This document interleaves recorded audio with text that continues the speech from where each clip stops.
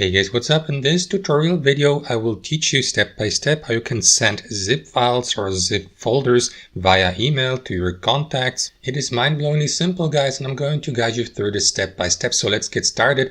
Now guys, there are several ways how you can send zip files via email. To get started, access your favorite email provider. For the sake of this tutorial, I will go with Gmail. So once you're inside your Gmail inbox, click on this compose button here in the upper left corner, submit your recipient's email address here, enter a subject, a text below, and then guys, click on that paperclip icon here at the bottom to attach the given zip file or zip folder. So let me do that really quickly. I will upload one zip folder or zip file from my computer.